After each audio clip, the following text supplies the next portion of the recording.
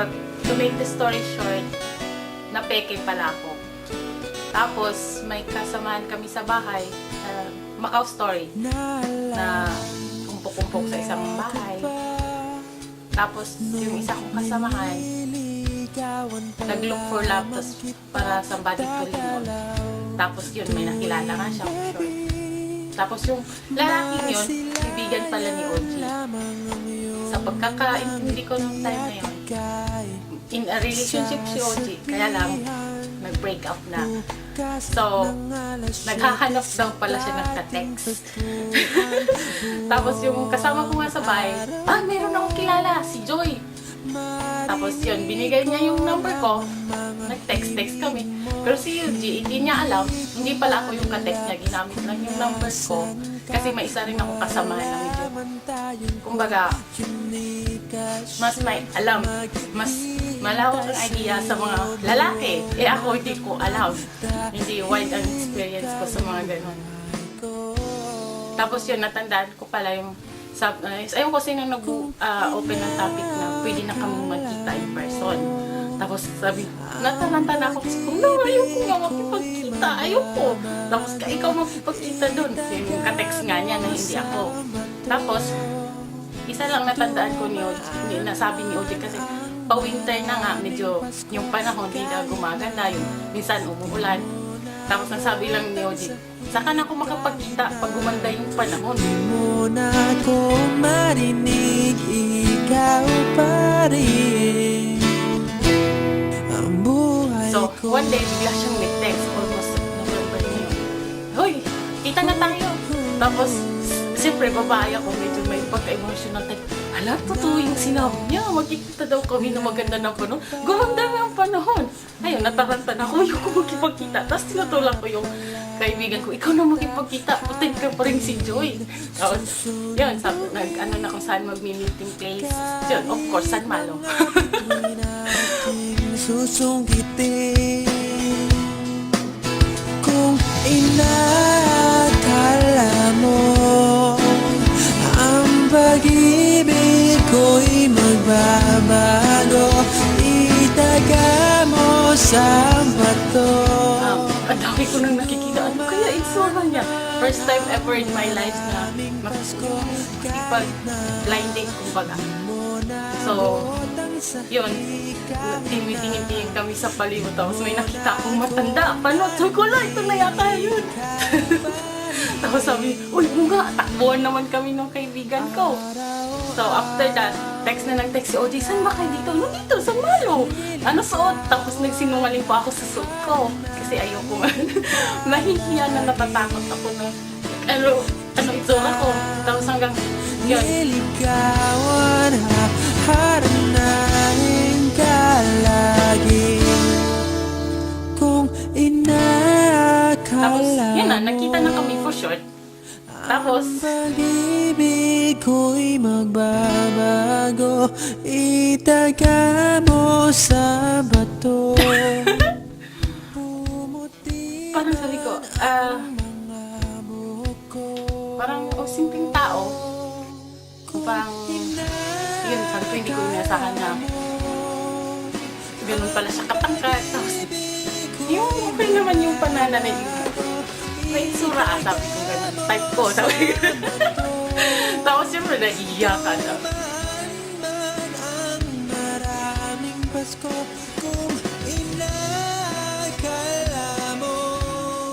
Tapos, wala, naging, doon ko na nakita yung gano'n siya kabait. Isang part sa buhay mo na yung suporta na kailangan mo ng tulong as much as possible.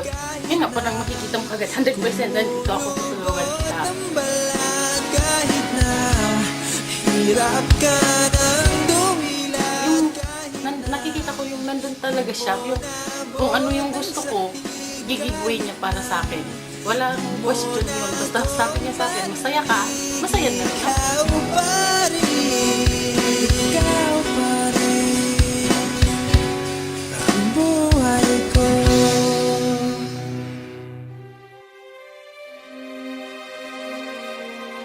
Medyo hype ako sa love story ni Joya. Pero anyway, love story ko rin pala yun. Si Joy, nagkakilala kami yan dahil sa isang katrabaho at kaibigan ko si Don. Yan, ibali yung kanyang naging girlfriend ay kabats ni Joy sa pagpunta rito sa Macau. So, that time medyo kakatapos lang ako sa isang relationship, so medyo a little bit lonely. Kaya humingi ako sa kanya ng ka-textmate muna, friendship kumbaga ang hanap. So sa ganun parang kami kakilala ni Joy. I will be here.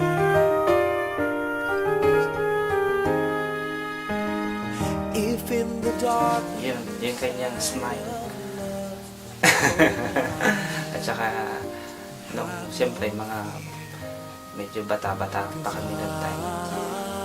Yung innocent smile niya, yung mata niya, na talagang chinita, tapos maputi. Yun yung mga talagang gustong-gusto ko sa kanya. when you feel like being quiet, you need when you Friendly siya, laging naka-smile. Tapos sweet, kaya ang tawag ko sa kanya ay sweet. At yun na nga yung naging tawag ka namin. when the laughter turns to crying, through the winning and losing and trying, we'll be together. Ang prinsipyo namin, layo ng prinsipyo niya sa prinsipyo ko. Pero, yun nga, ang maganda doon, yung pagkakaiba namin, hindi yun ang binigyan ko ng halaga, kundi yung kakayang mag-adjust. Is unclear.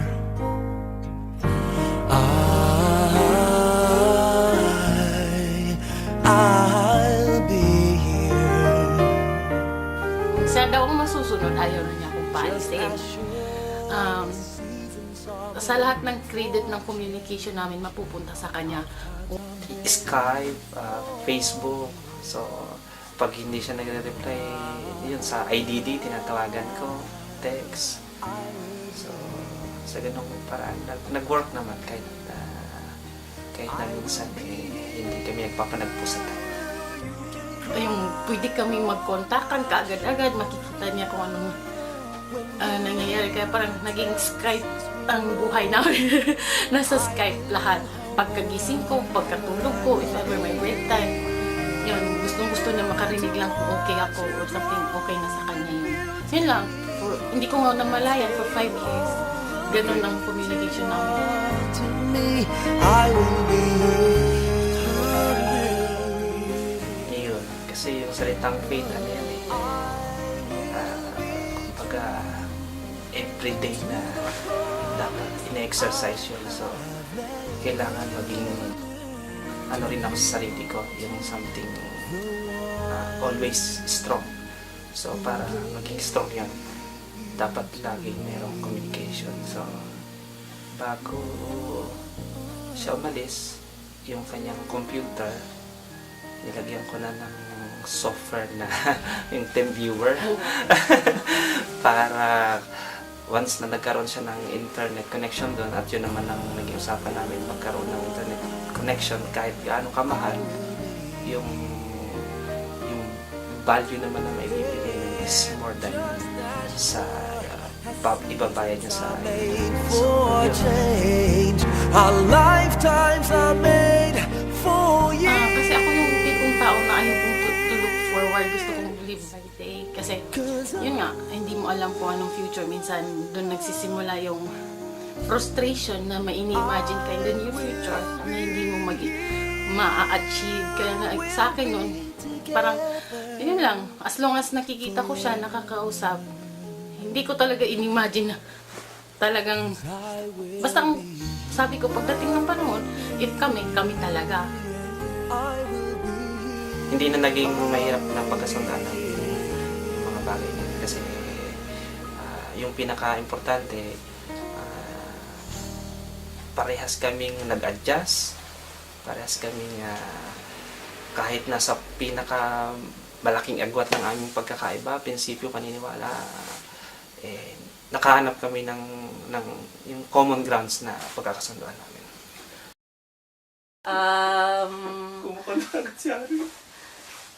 Taga-suporta sa pamilya, kaya tsaka emosyonal. Iyakin. Kaya kapag iniwan siya ni Joy, malungkot. Di ba? Nararamdaman mo ba yun? Kaya siguro laging lasing na.